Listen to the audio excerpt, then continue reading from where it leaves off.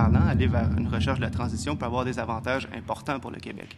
Une sortie du pétrole joue de manière importante sur la baisse de la balance commerciale du Québec, d'une part, et d'autre part, dans une autre étude que j'ai produite, on voit que les emplois, par exemple, qui sont dans l'efficacité énergétique, on crée beaucoup plus d'emplois par dollar investi dans l'efficacité énergétique que, par exemple, dans l'industrie pétrolière.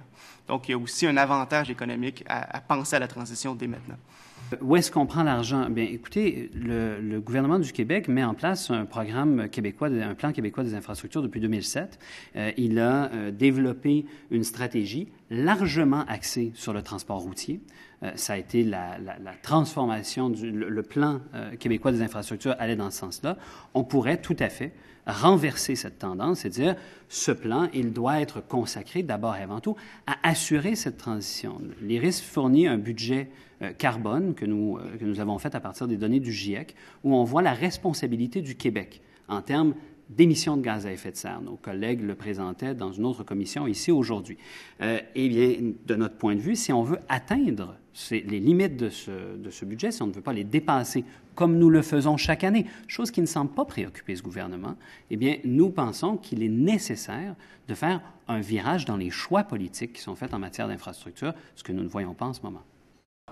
À quel défi le Québec fait-il face? Si, à une politique d'austérité, nous devrions en substituer une d'investissement massif dans la transition écologique, comme mon collègue le suggérait, un second chantier prioritaire nous semble évident.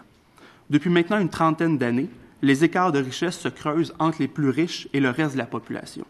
Cette tendance se doit d'être arrêtée et inversée. Malheureusement, les politiques gouvernementales depuis 2008 ont plutôt eu l'effet inverse. Depuis la crise, les revenus des plus fortunés ont continué de distancer ceux du reste de la population, laissant à la majorité d'autres choix que d'avoir recours à l'endettement privé afin de maintenir un niveau de consommation de base. Ici encore, le gouvernement devrait se préoccuper de l'utilisation abusive de leur carte de crédit par les Québécois et les Québécoises, au lieu de s'inquiéter du niveau pourtant sous contrôle de l'endettement public.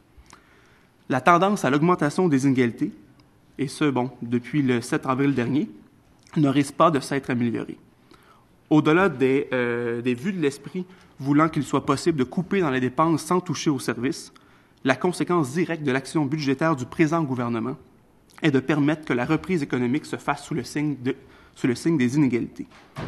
S'il y a un déséquilibre et un risque pour l'avenir du Québec, c'est bien davantage là qu'il se situe que dans une chimérique décote de la part des agences de notation.